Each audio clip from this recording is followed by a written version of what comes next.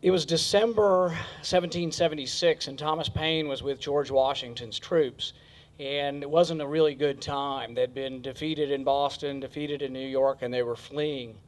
And Thomas Paine was sent back, or decided to go back to Philadelphia to produce something. He produced a pamphlet called Crises, and it was to encourage and get people going. But at the beginning of it, he said, "These are the times that try men's souls."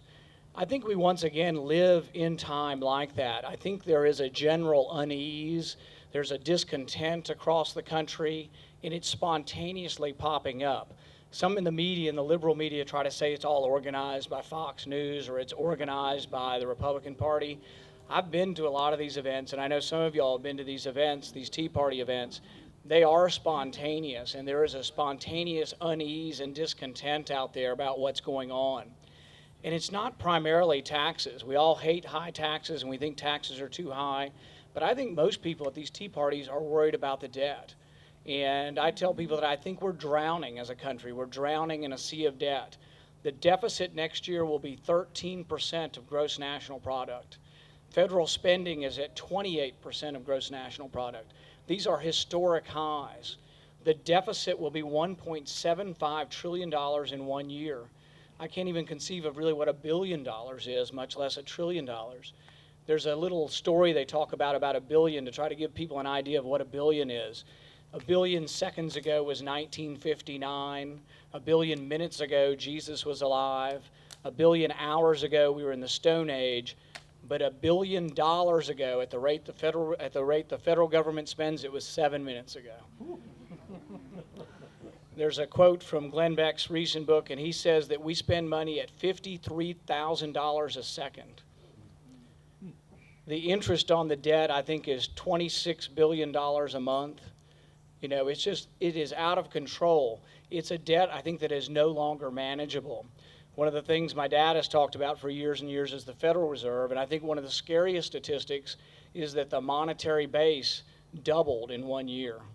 There's a curve. Art Laffer had this in the Wall Street Journal. It's from the Federal Reserve, and look, it's at the monetary base, and it's all on the baseline, and then it just shoots through the roof in 1 year's period of time. As that money leaks into the system, there is the potential for enormous inflation. And I think we could have worse than 1979 or 1979 on steroids, when we had interest rates of 20% and inflation of 20%.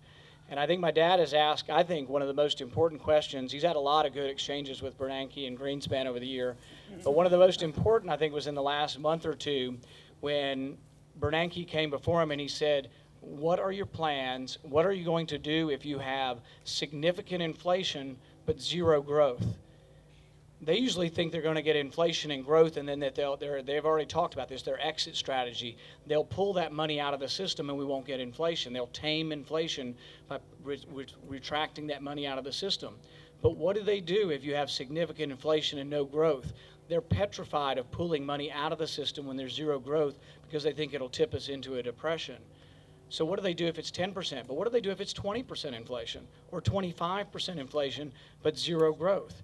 And there are examples of that. In Japan, we had 10 to 15-year period of inflation and no growth. Japan had 10 stimulus packages. We've had one.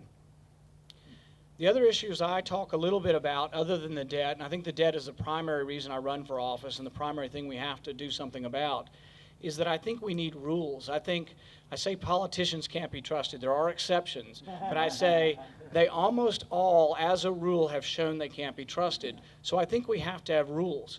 And some people think this isn't that, exciting of an idea, but the balanced budget amendment is the only way we would ever get a balanced budget. Now, or a balanced budget rule. The problem is Congress will pass rules and 3 months later they evade their own rules on balancing the budget. But I think you have to have some rules. And an example of where the rules work is 30 states have balanced budgets. By law, they have to balance it. I think Texas has to balance your budget at the end of the year. Contrast Texas or Kentucky that has to balance your budget with California. And actually, California has a rule, but they're an example of where the rule doesn't work. They've evaded their rule, but they're tens of billions of dollars in debt, and probably in Texas and Kentucky and across the U.S., you're going to be paying taxes ultimately to bail out California's government. So rules work, but I think you need rules. We ultimately had rules for our government that were the Constitution. We don't obey the Constitution anymore, but we need the Constitution, plus we need some more rules on the budget as far as having them balance the budget. One of the other things I've begun talking about is that I think when you get beyond a primary and you get beyond our movement, you have to attract new people to our movement. I think one of the biggest things that attracts people is reform, the idea that things have gotten out of control. One of the things that I think inflames people the most is that they have 1,100-page bills that nobody reads. That they're passed, the bill is finished printing at midnight and they're passed by noon the next day. No one could have physically read the bill, and I think that really annoys people. It inflames people, it upsets people. And so I've told people that I will support legislation. There is legislation up there that forces you to sign a statement saying you've read the bill before you vote on the bill.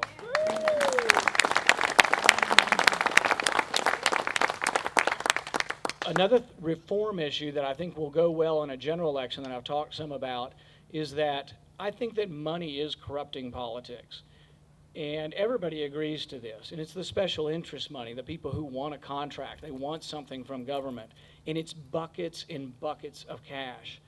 The average incumbent senator has $8 million in the bank going into the race, to begin the race. No one can beat an incumbent senator because of that. In fact, that's the main reason Senator Budding got out, because he didn't have the $8 million in the bank that most of them have. But having that much money in the bank and agreeing that it's corrupting the system, the great irony is that the media says that money's corrupting the system. They talk about it and they say it's a problem. But then what is the primary thing that drives the news cycle in political elections? How much money have you raised?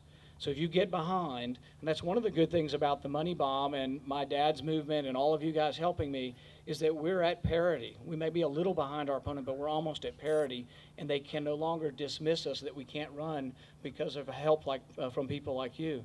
But my proposal is that since money is corrupting politics, it's driving the news cycle, and it's not getting better. It was a mistake to do McCain-Feingold. It was clearly unconstitutional. It made it illegal for my tax group to say anything about my congressman within 60 days of the election. How can that resemble free speech? It is actually a criminal offense for me to put an ad on TV saying that my congressman voted to raise taxes or voted for gun control within 60 days of the election because of McCain-Feingold. Should have been enough to disqualify McCain from consideration, that alone. But what I propose is there another way that we could get money out of the system, get the special interest money out of the system where they aren't corrupting it? And what I say is, when you get a federal contract of more than $1 million, simply make it a clause in the contract saying you agree not to lobby Congress during the terms of the contract, and that you agree not to give PAC contributions to candidates during the terms of the contract. Because you don't have a constitutional right to a federal contract. We do have to hire people, and it will happen, but let's don't hire people that then manipulate government to get more. Let's don't give Halliburton a $1 billion no-bid contract, and they immediately go back and ask, they pay $1 million lobbyist to go ask for more money. I mean, it's just a vicious circle and cycle, and we need to get away from that. But I think these are issues that can broaden our movement and bring in independents who are cynical Republicans. I think also being forthright about the deficit. I think people in the middle who are not Republican or Democrat, they aren't without issues. They just think Republicans are for lowering taxes for the rich, but they aren't for doing anything about the deficit. That's what's happened to 20 years of Republicans saying we were for balanced budgets and never doing it. But I think there is great potential. We have good news coming out of Kentucky, not only the money bomb, we're now over $700,000